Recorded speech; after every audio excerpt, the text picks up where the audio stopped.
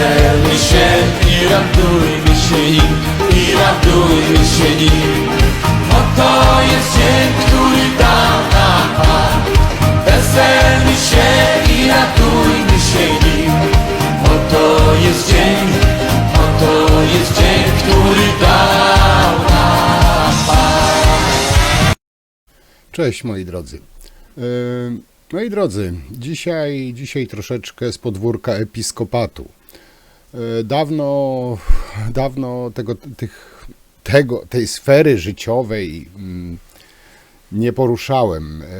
Chodzi oczywiście o kler. Troszeczkę zaniedbałem tą stronę, że tak powiem. No ale nic straconego, ponieważ oni nie dają o sobie zapomnieć, aż się proszą, upominają się, żeby o nich mówić. Jak doskonale wiecie, kler wchodzi z buciorami nam w życie, mówi jak mamy żyć, mało tego, włazi ludziom do łóżek, mówią co mają robić, co jest moralne, co jest niemoralne. Pouczają, mają się za autorytety moralne, a tymczasem w Dąbrowie Górniczej, moi drodzy, w Dąbrowie Górniczej seks, dragi i rock'n'roll. A tak na poważnie, męska prostytutka, pogotowie i policja. Tak wygląda impreza u ojczulków, naszych przewodników życiowych i duchowych. Księża pełniący posługę w parafii w Dąbrowie Górniczej postanowili zorganizować sobie imprezkę, a czemu nie? Każdemu się należy, prawda? Na tym całym gay party, czy jak to tam nazwać, pojawiła się między innymi męska prostytutka. I jak to przystało na porządną imprezę, interweniowała też policja, ale po kolei. Jeśli mogę ich tak nazwać, to księża pełniący posługę w jednej z parafii w Dąbrowie Górniczej postanowili urządzić sobie imprezkę. Wszystko, moi drodzy, jest dla ludzi, ale z relacji osoby znającej kulisy tej sprawy, była to impreza o charakterze czysto seksualnym. Też normalne, dorośli ludzie potrzebują seksu. Tutaj wielkie propsy dla naszych ojczulków, że nie zaprosili dzieci, tylko dorosłą męską prostytutkę. Tu jest wielki plus dla nich. Jacyś dziwni ci księża, ale są i tacy. Podczas przyjęcia musiały interweniować służby, a sprawą zajmie się prokuratura, czyli gruba impreza, tak jak na prawdziwych Polaków przystało. Ta cała impreza została zorganizowana i tutaj uwaga, w budynku należącym do parafii Najświętszej Marii Panny Anielskiej w Dąbrowie Górniczej. Jest to dla niewtajemniczonych, też o tym oczywiście nie wiedziałem, się dopiero dowiedziałem, szykując ten materiał. Jest to wyjątkowe miejsce będące celem corocznych pielgrzymek. Jako pierwsze w Polsce posiadało status sanktuarium, czyli miejsce odpowiednie na gejowską orgię. Jak wskazuje osoba znająca kulisy tej całej sprawy, była to impreza o charakterze, tak wspomniałem, czysto seksualnym. Nasi szanowni ojczulkowie, przewodnicy duchowi zamówili męską prostytutkę oraz zażywali tabletki na potencję. Może dziadusiom już nie stawało, a chłopak jurny młody, ale nie moi drodzy. W pewnym momencie impreza, można powiedzieć, wymknęła się spod kontroli. Mężczyzna świadczący usługi seksualne w pewnym momencie stracił przytomność. I tutaj jeden z tych uczestników zabawy postanowił wezwać pogotowie. Facet jeszcze, trzymał rękę na pulsie, można powiedzieć. Ale co ciekawe, to im głębiej w las, tym ciemniej. I tutaj, moi drodzy, gdy na miejscu pojawili się ratownicy medyczni, pozostali uczestnicy imprezy nie chcieli ich wpuścić do środka. Ratownicy weszli do środka dopiero po interwencji służb mundurowych, czyli czyli policji. Ten cały, nie wiem jak go nazwać, pan do towarzystwa, pracownik seksualny, na szczęście był pełnoletni. No, w przypadku panów w sutannach jest to dość niecodzienne, no ale są i tacy. Gdy to wszystko wyszło na jaw, no, prokuratura w Dąbrowie Górniczej wszczęła postępowanie celem wyjaśnienia zaistniałej sytuacji. Jak wskazuje rzecznik prasowy prokuratury okręgowej w Sosnowcu, który nadzoruje pracę jednostek w Dąbrowie Górniczej, śledztwo będzie prowadzone pod kątem nieudzielenia pomocy znajdującej się w położeniu grożącym bezpośrednim niebezpieczeństwie utraty życia albo ciężkiego uszczerbku na zdrowia. Jest to kara do 3 lat więzienia, ale jeśli będzie dalej władza pisowska, sprawę podejrzewam zamiotą pod dywan, a księżulkowie pójdą sobie na inną parafię. No ale dobra, lećmy dalej. Nie wiem, ile z tego będzie, ile z tego wyjdzie, ale po tej skandalicznej seksaferze, no bo jakby nie patrzeć, no nie bardzo to służy Kościołowi, no tak to określę. Ogółem, no jak wiecie, to nie schodzi z ust oburzonych czytelników i podejrzewam co niektórych wiernych, chociaż niektórzy pewnie bagatelizują to lub udają, że tego nie ma, bo to jest też normalne. To, czego dopuścił się w tym swoim służbowym, prawdopodobnie należącym do parafii mieszkaniu ksiądz Tomcio Z., no i jego duchowni koledzy, no, budzi tak naprawdę oburzenie, obrzydzenie może nie, no bo są i dorośli geje, to mówię, to jest ważne, że robili to z dorosłą osobą. Tak czy inaczej, no, diecezja sosnowiecka opublikowała jasny komunikat mówiący o tym, co się stanie ze sprawcami tego zdarzenia, chyba tak to mogę nazwać. Ten cały skandal w tej parafii Najświętszej Marii Panny Anielskiej w Dąbrowie Górniczej odbił się szerokim echem nie tylko w kraju, ale także za granicą. Ta gejowska orgia, jaką pod koniec sierpnia zorganizował w swoim przybytku należącym do parafii ksiądz Tomasz Z., ma coraz większe i, no nie wiem, bezlitosne chyba dla niego konsekwencje. To wszystko dzieje się nie tylko z powodu zgorszenia, jakiego dopuścił się, nazwijmy to, w domu Bożym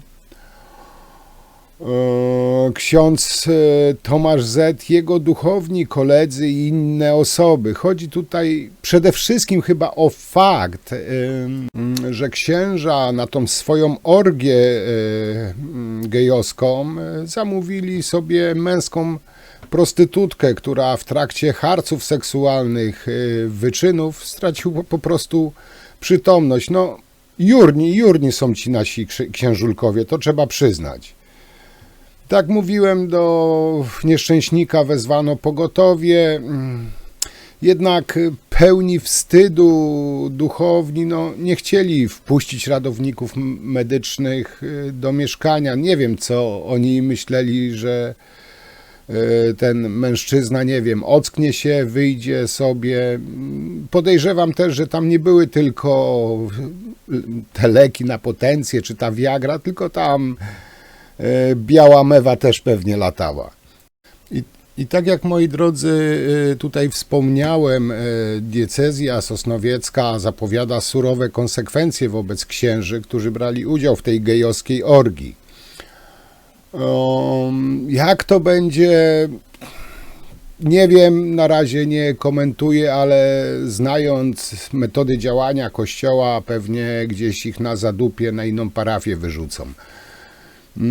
Komisja wystosowała 21 września odpowiednie pisma z prośbą o udzielenie informacji na temat przebywających w czasie interwencji w Dąbrowie Górniczej innych niż użytkownik mieszkania osób duchownych. Te dane są niezbędne komisji, także biskupowi dla wykonania jego władzy, utrzymania dyscypliny kościelnej. Dobry żart, prawda? A przede wszystkim ukarania sprawców zgorszenia. Pewnie biedaczek zazdrosny był, że go nie zaprosili. Może tak być. Także mówię, z tym ukaraniem, no, nie, tutaj bym za dużo nie oczekiwał. Prawo kościelne przewiduje dla osób duchownych, które dopuściły się tego rodzaju występku, najbardziej srogie kary aż do wydalenia ze stanu duchownego włącznie. To też, powiem wam, jest takie trochę bo wszyscy wiemy, jak pedofile w sutannach są karani. No, przenoszeni na inną parafię i do innych dzieci. Także tutaj polemizowałbym, że tak powiem. Tomasz Z., którego udział w tym, co się wydarzyło w Dąbrowie Górniczej, to było w nocy z 30 na 31 sierpnia, no, nie budzi żadnych wątpliwości. Także ten nasz jurny księżulek no, prawdopodobnie został 21 września pozbawiony wszelkich urzędów i funkcji kościelnych, przynajmniej w Dąbrowie Górniczej. Jak mówiłem, jak znam życie, pewnie na jakiejś zadupie go przeniosą. Kuria decyzjalna w Sosnowcu deklaruje, że działając z poszanowaniem obowiązującego prawa zrobi wszystko, co jest w jej zasięgu, aby sprawę wyjaśnić, a winnych surowo ukarać, czyli standardowe bla bla bla. Powiem wam szczerze, mi się coś wydaje, że ta sprawa, tak mówiłem, zostanie zamieciona pod dywan, jak to w kościółkach bywa. A gdy coś wyjdzie znowu na jaw, na światło dzienne, no oficjalne stanowisko zawsze można zmienić. Na przykład na takie.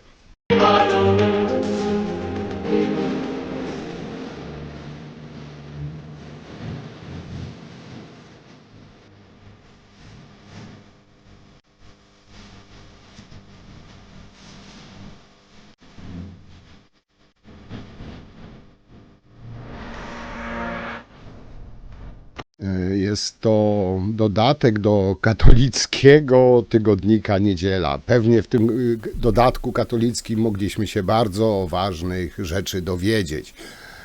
Szczególnie umoralniających. Dane zostały usunięte po tym, jak Gazeta Wyborcza ujawniła, co wydarzyło się podczas tej całej orgii w budynku parafialnym. No, można by rzec, że no, kolejny haniebny atak na Kościół.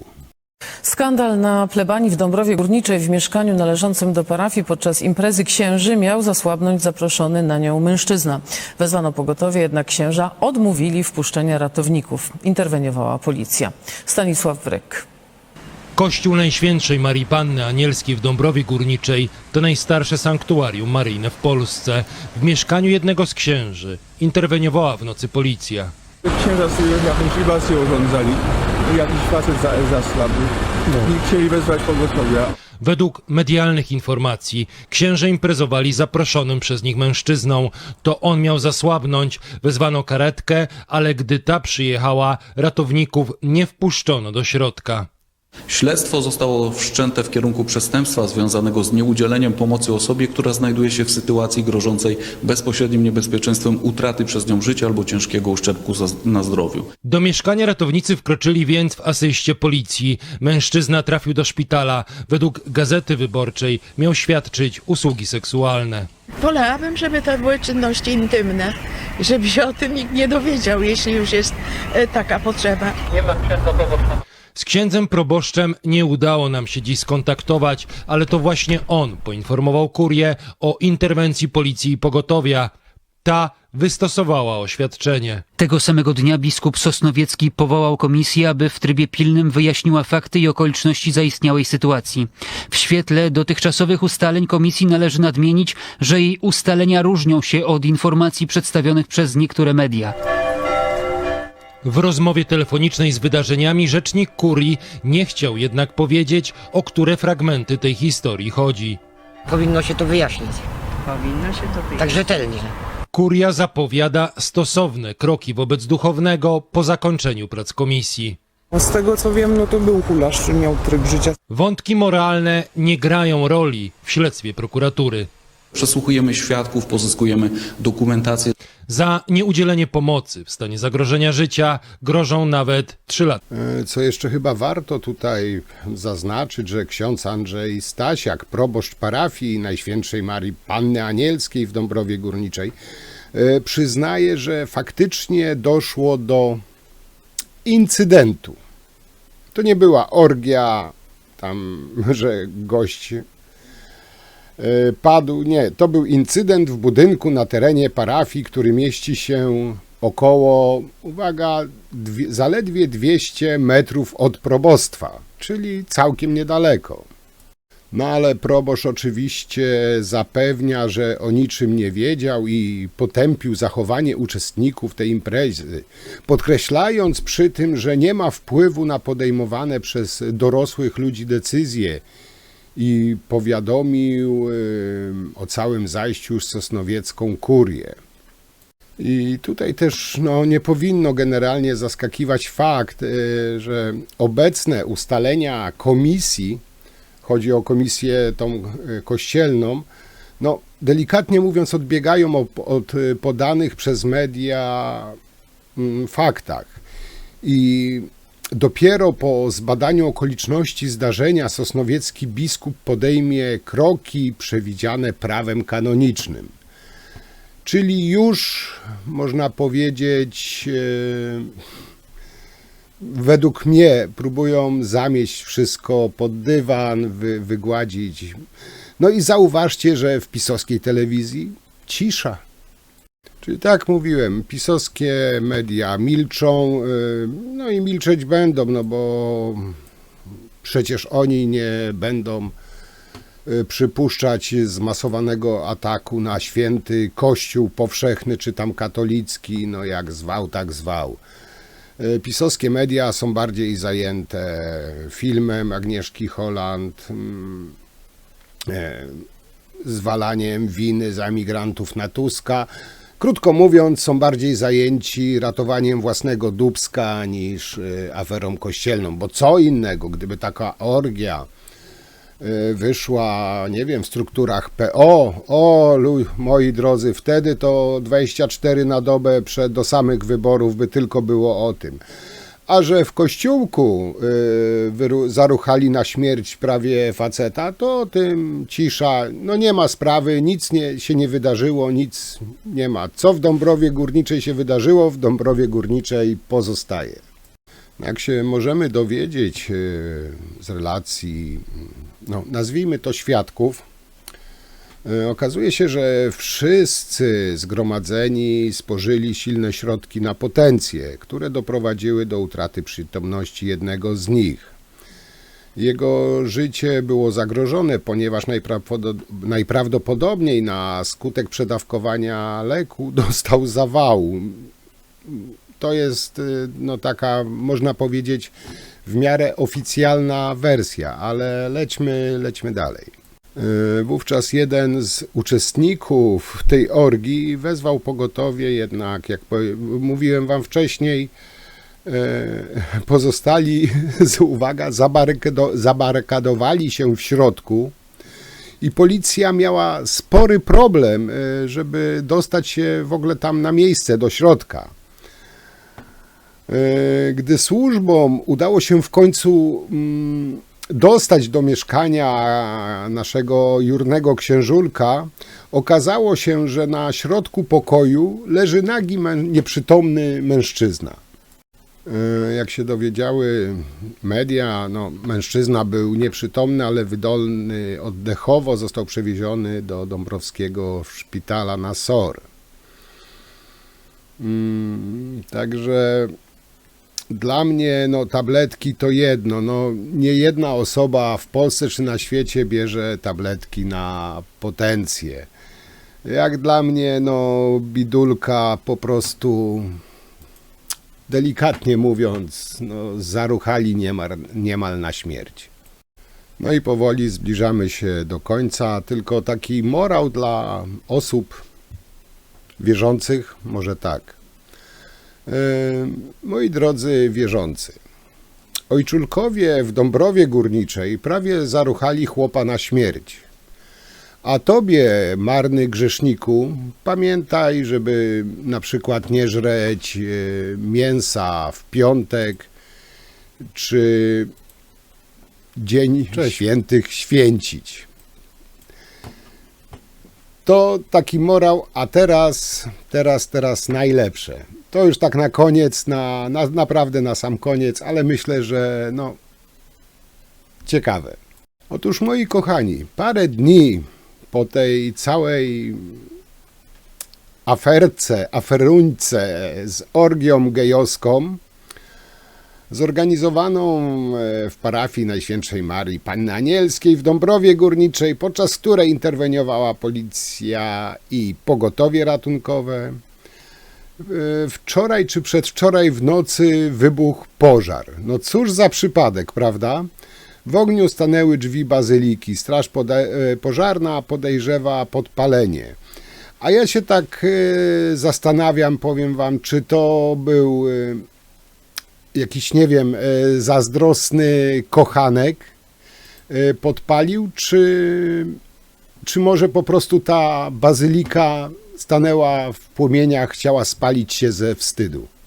No i na koniec, jak zawsze, piszcie, moi drodzy, co wy o tym myślicie, jak wy to widzicie. Może faktycznie to jakieś lewackie homokomando porwało i uwiadło biednych księżulków, lub po prostu to były egzorcyzmy, wypędzanie diabła seksu z jakiegoś lewackiego geja.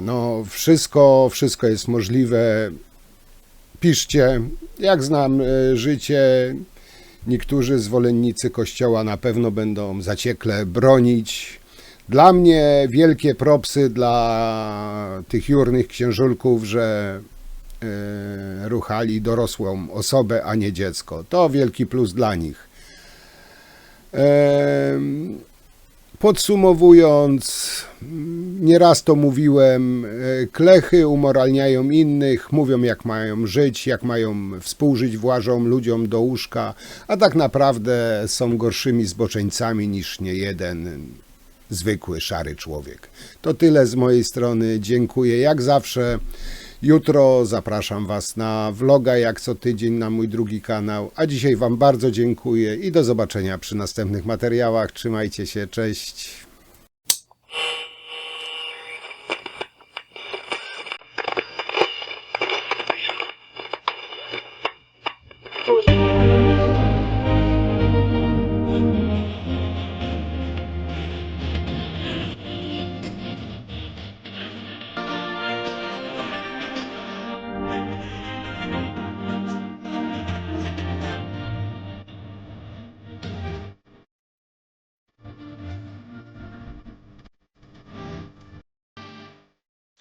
Witam Was wszystkich serdecznie. Proszę Państwa, wody, bo taki temat mam, wody. Zauważyli wędkarze śnięte ryby, ale rzeka to płynie, prawda? Podczas rodzinnego pikniku nad Odrą w Brzegu premier przekonywał, że woda jest czysta, Nie ma się czego bać!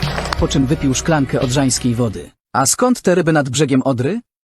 Gdy woda robi się cieplejsza, ryby podpływają do brzegu, by schłodzić się w błocie. Tłumaczy ekspert i dodaje. Teraz mamy wyjątkowy okres migracyjny i ryby śpiesza się na wierzbnickie stawy w Czechach, gdzie będą żerować. Taka sytuacja zdarza się raz na kilkaset lat i powrotu ryb do Odry możemy się spodziewać za jakieś 8 do 15 lat, gdy już porządnie się tam najedzą. W sieci pojawiło się mnóstwo fake newsów. Na przykład ten bóbr, który po prostu spał, był już przez część internautów uśmiercony. Teraz biega po lesie i ma plany na nową tamę. Niemcy za taki stan rzeczy obwiniają Polskę, rozsiewając nieprawdziwe informacje o zatruciu rzeki. To przypomnijmy pewien fakt historyczny. Nazistowskie Niemcy odławiały i biły każdą europejską rybę, niektóre nawet kilkukrotnie w okresie trwania wojny.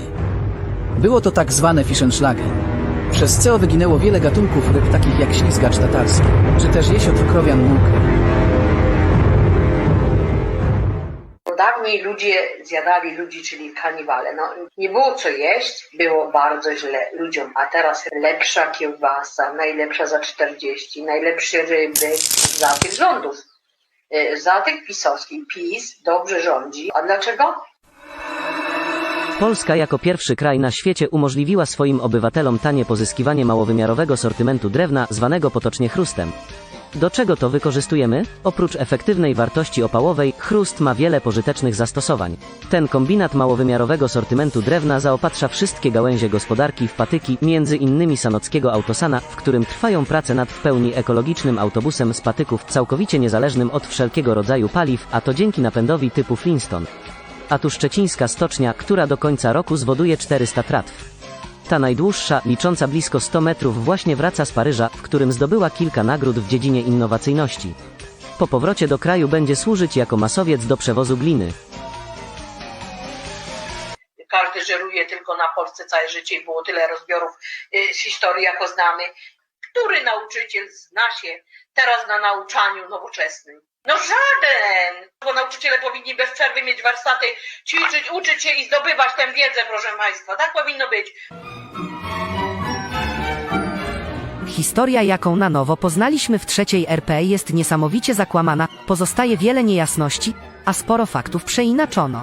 Dlaczego? Bo komuniści popalili prawdziwe dokumenty, a to, co się ostało, było dopalane przez rząd PO-PSL? Stąd historia Polski, jaką dotąd przedstawiano w szkołach czy na uczelniach, była w dużej mierze nieprawdziwa. Czy ktoś z Was wie, że w 1972 roku rozpoczęto budowę huty Katowice, a to dzięki Jarosławowi Kaczyńskiemu, który sam jeździł na rowerze między Katowicami a Warszawą pod ostrzałem Wehrmachtu i musiał się dopraszać ówczesnego aparatu partyjnego o budowę największej huty w Polsce?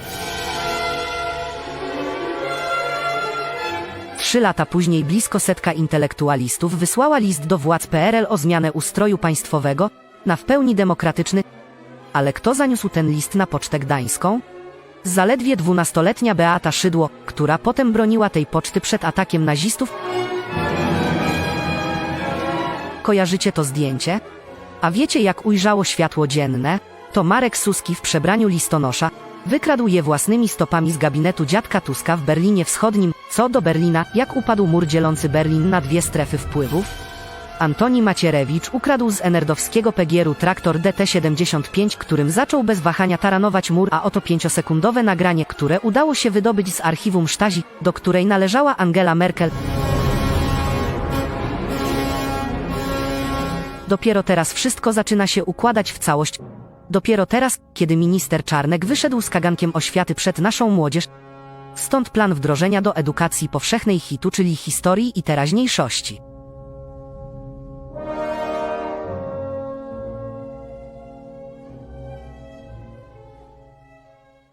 Złego człowieka z pychą i to, co ma wbite do mózgu, to jeszcze nie widziałam, jak nie słyszałam, jak żyje. Pan Tusk, panie Tusk, jak może być ktoś w taki perfidny sposób mówić bzdury kompletne? Ta kenijska firma będąca liderem w branży budowlanej otwiera pierwszą fabrykę poza granicami swojego kraju i to nie w Niemczech czy Francji, ale w Polsce. Branża tłuczenia kamieni ma przed sobą wielką przyszłość, mówi Jabari Zodalli i dodaje: w Polsce nie brakuje fachowców, a sam kruszec jest łatwo dostępny. To kolejny dowód na to, że rząd Prawa i Sprawiedliwości realizuje swoje obietnice pomimo inflacji wywołanej za czasów rządów PO-PSL. To jest tak zwana uśpiona inflacja, która dopiero teraz jest widoczna. To tak jakby wziąć duży haust powietrza, przetrzymać 8 lat. By następnie doszło do uwolnienia gazu z układu trawiennego, czyli po prostu beknąć. Niestety teraz wszyscy za to bekamy. Następca Konrada Mazowieckiego powraca na polską scenę polityczną. Tym razem stwarza jeszcze większe zagrożenie niż przedtem i zamierza zniszczyć to, co budowaliśmy od 1000 lat. A oto dowody. To osobista kartka z notatnika Tuska, w którym zapisał, że Górny Śląsk i Opole trzeba podarować Niemcom.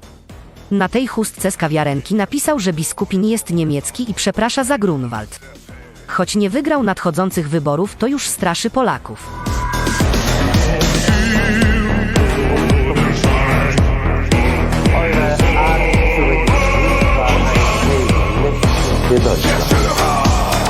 Znany duński behawiorysta Morten Dansgvent krótko podsumowuje zachowanie Tuska. To jest czysta germanofilia na każdym podłożu, nawet seksualnym. Ale Polacy nie dadzą zniszczyć tego, co zbudowaliśmy i tego, co będziemy budować.